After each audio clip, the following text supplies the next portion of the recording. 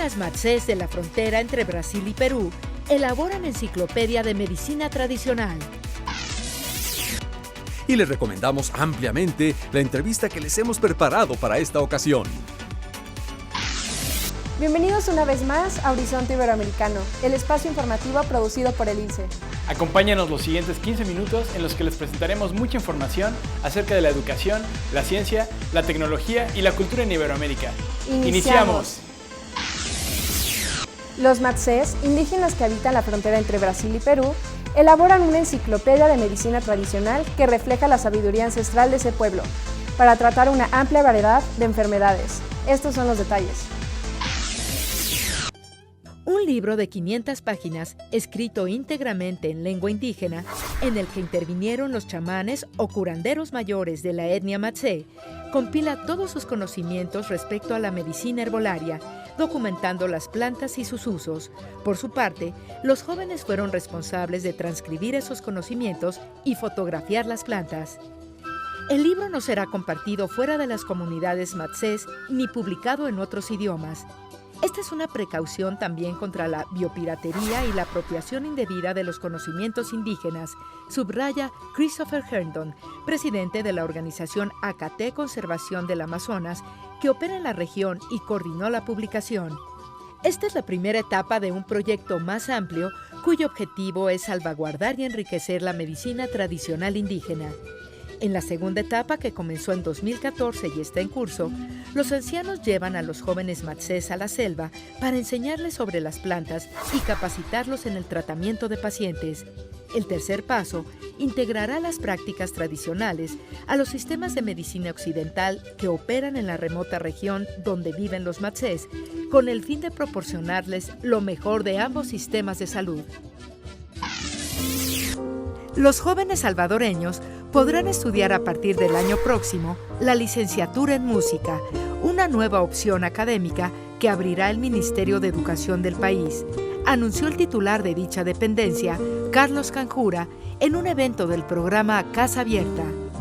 El Salvador posee mucho talento que actualmente promueve el gobierno a través de este propio espacio presidencial, la Secretaría de Cultura, las escuelas inclusivas de tiempo pleno, y una licenciatura en esa rama de las artes pudiera ser una gran aspiración, afirmó el funcionario.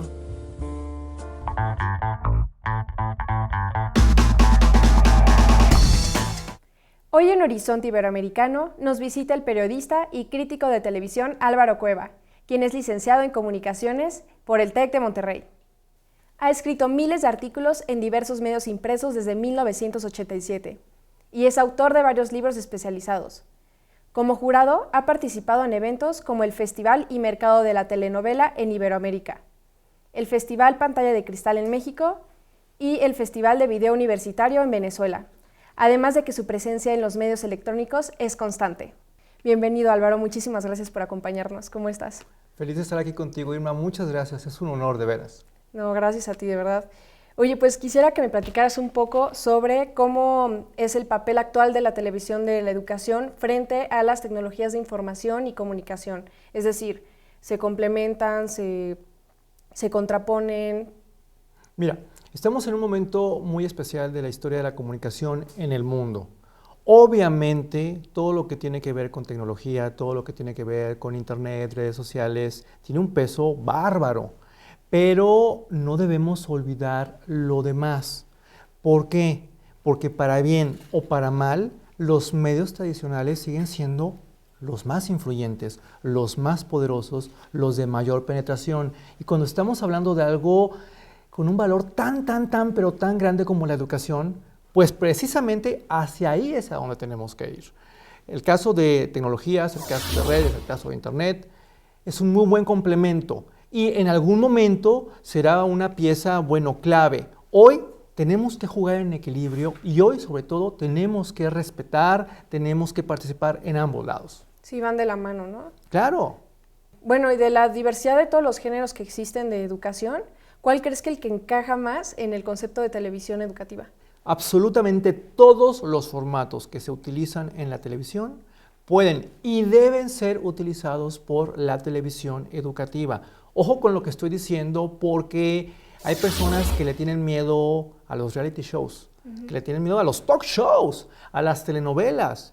Y estos formatos que apoyan géneros muy específicos son tal vez los que más tendríamos que estar trabajando para filtrar estos contenidos que tanto nos interesan, que tienen que ver con cultura, que tienen que ver con educación. Sí, claro, usar todas las herramientas para... Tú sabes, por ejemplo, el gran poder que tenían las telenovelas educativas que hacía Miguel Sabido en los años 70, las que se llegaron a hacer a principios de los 80. Imagínate todo lo que podríamos hacer con telenovelas didácticas hoy. Y aunque la gente diga, no, es que la telenovela va de salida y la serie, no, perdón, pero no.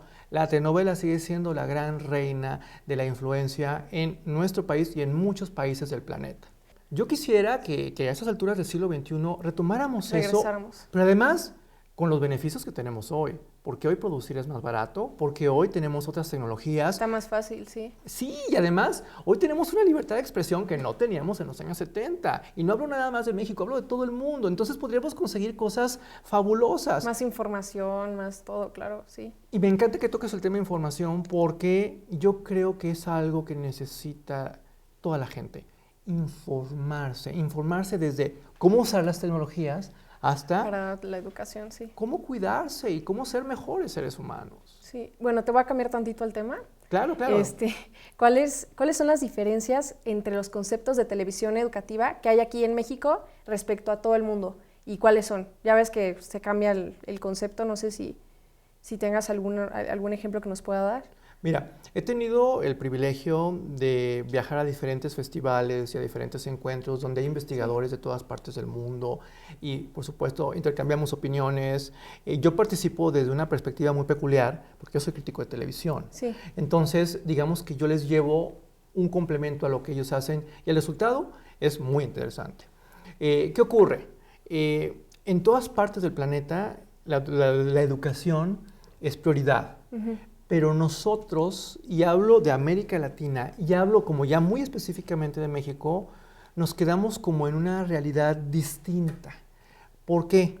Porque tristemente nosotros hemos avanzado a otro ritmo respecto a las otras regiones del mundo.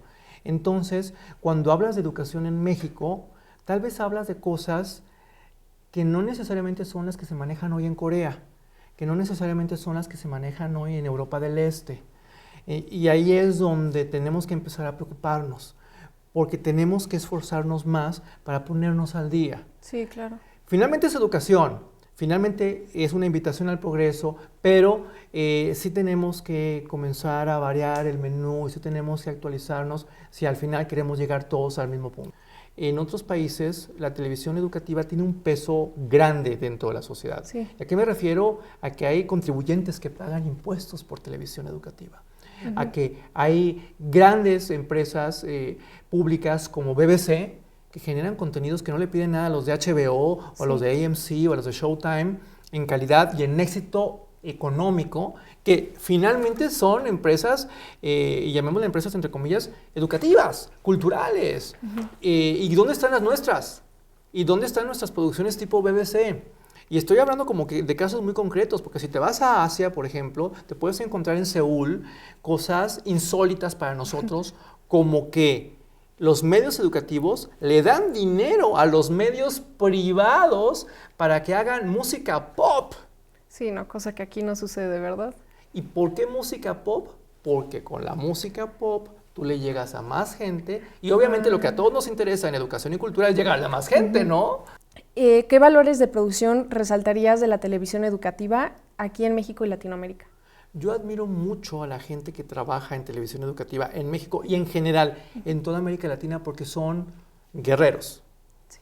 Trabajamos, y me incluyo, con muy pocos recursos económicos, pero a pesar de eso generamos contenidos de primera línea y vamos a la vanguardia en muchas situaciones editoriales, que son las que no necesariamente se ven en pantalla, ¿sí?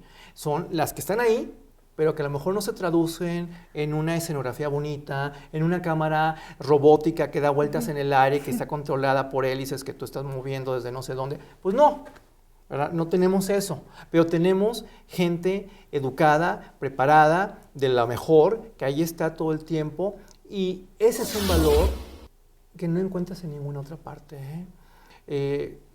De repente me tocan lugares como Japón que no dan crédito cómo trabajamos los mexicanos.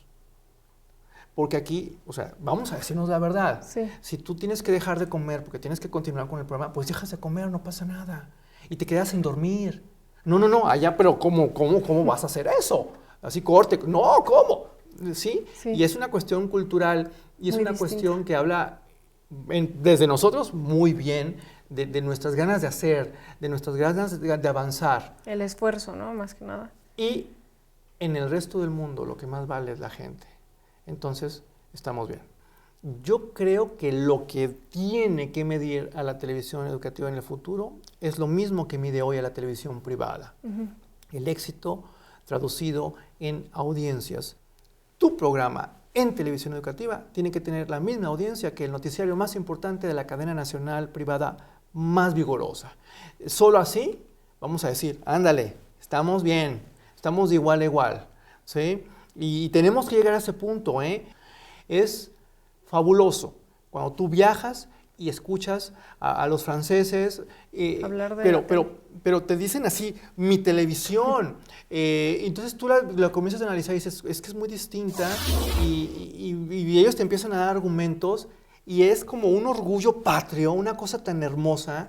Y luego, tristemente... Aquí en México. No, en México y en general en América Latina, ¿sí? Tú llegas y oye, ¿y tu televisión pública? No, ni la veas. ¿Cómo que me dices? Además, tú la estás pagando con tus impuestos. ¿Por qué me dices que no la vea? Es como si estuvieras tirando el dinero, no seas tonto. Pero bueno, hazlos entender. Soy un gran consumidor de los contenidos educativos que muchas instituciones están produciendo para la Internet, porque obviamente me interesa el tema. Sí. Y son muy buenos contenidos. Y son buenos contenidos en fondo y en forma. Porque en Internet hay otras reglas. Ahí lo del presupuesto no pesa tanto. No pesa casi nada. Pero te tengo malas noticias. El impacto de esto que es tan bello es mucho menor al que tendrían si tuvieran, por ejemplo, una señal a la par. Ya no digas del Canal de las Estrellas, de Canal 5, de Gala TV, de estos canales nacionales que a lo mejor no son el número 1, pero que tienen poder. Sí, claro.